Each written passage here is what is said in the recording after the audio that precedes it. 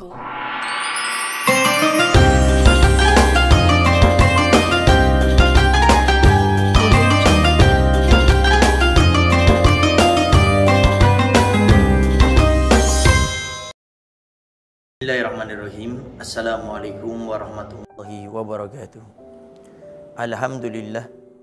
Alhamdulillahi rabbil alamin.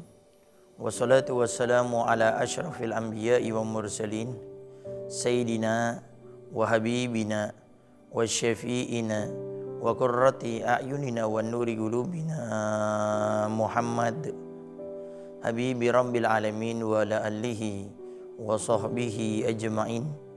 Allahumma salli wa sallim ala sayyidina Muhammad tibbil qulub wa dawaiha wa afiyatil abdani wa shifaiha wa nuril absari wa diyaiha wa qutil arwah wa gidaiha wa ala alihi wa sahbihi wa sallim.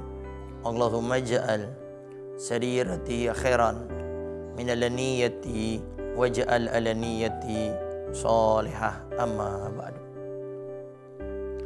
Sahabat Al-Wasilah yang dimuliakan oleh Allah Subhanahu wa taala, bagaimana merayakan hari Idul Fitri dengan rasa syukur yang sebaik-baiknya.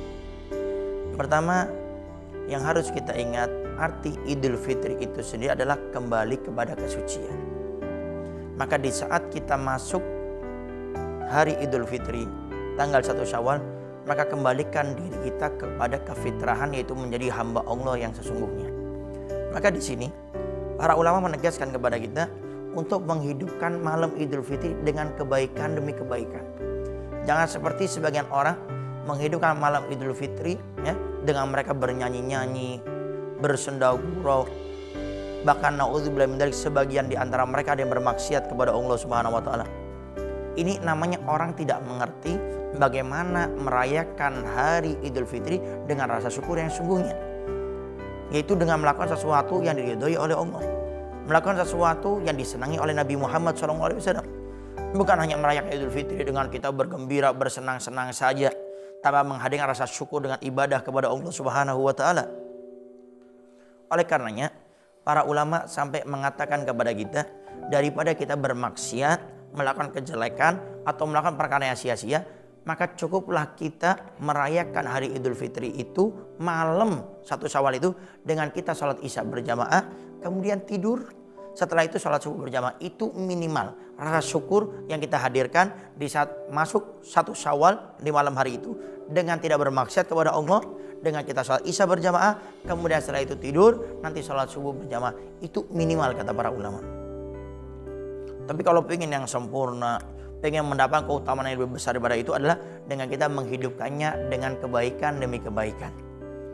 Oleh karenanya dikatakan, barang siapa yang menghidupkan malam Idul Fitri, malam Idul Adha dengan ibadah, maka Allah Subhanahu wa taala akan menghidupkan hati mereka di zaman, di waktu, di keadaan banyak orang yang hatinya mati. Allah akan hidupkan hati orang tersebut dengan berkah, dengan dia menghidupkan malam Idul Fitri ataupun malam Idul Adha. Artinya kita memang sangat didorong untuk bagaimana di malam-malam tersebut kita beribadah kepada Allah. Makanya banyak sebagian ulama yang mereka menghidupkannya itu dengan beribadah. Contoh kecil, kita punya guru Buya Yahya di Cirebon. Beliau salah satu dari sekian banyak para ulama yang menghidupkan malam Idul Fitri ataupun malam Idul Adha dengan takbiran. Jadi diinfokan di majelis di bulan Ramadan, nanti malam Idul Fitri atau malam Idul Adha akan ada takbiran, konvoy bersama-sama. Kemudian standby dari majelis beliau, kemudian masuk bertakbir di jalan-jalan, menggemuruhkan kalimat takbir, Allahu Akbar, Allahu Akbar, Allahu Akbar. Kemudian setelah itu masuk ke beberapa masjid yang sudah ditentukan untuk sholat sunnah. Ini yang terkadang perlu menjadi perhatian khusus kepada kita yang biasanya sudah baik menghidupkan malam Idul Fitri, malam Idul Adha dengan takbiran, tapi terkadang cuma takbirannya saja, muter-muter di jalan-jalan, tapi terkadang sholat sunnahnya tidak dikerjakan. Maka alangkah baiknya mulai saat ini, siapapun panitia yang ada di luar sana, Anda jangan cuma bertakbiran saja. Tentukan beberapa masjid atau beberapa musola, Anda laksanakan sholat sunnah di sana. sholat sunnah mungkin 2 rakaat, 4 rakaat, setelah itu kita bertakbir 3 kali, setelah itu baca doa singkat, kemudian kita keluar dari masjid atau musola itu, takbiran lagi sepanjang jalan, masuk ke masjid musola, kemudian melaksanakan sholat sunnah seperti itu, dan itu yang diharapkan. Sehingga nanti orang tahunya tidak takbiran saja, ibadahnya juga ada di situ. Takbiran ibadah, berzikir kepada Allah, tapi alangkah sekali lagi lebih sempurnanya kita dengan melaksanakan sholat sunnah. Al-Fakir, saya di Kuningan di Window Haji pun berusaha menerapkan seperti itu. Dan alhamdulillah respon orang-orang yang baru ikut mengatakan, "Beb, alhamdulillah takbiran sekarang biasanya kami ini setiap tahun cuma takbiran, membawa obor, kemudian muter-muter kita bertakbiran. Tapi terkadang juga kita nggak takbiran, cuma membawa obor saja. Tapi dengan diawali dengan syiar sholat sunnah ini, akhirnya kami termotivasi untuk bertakbiran.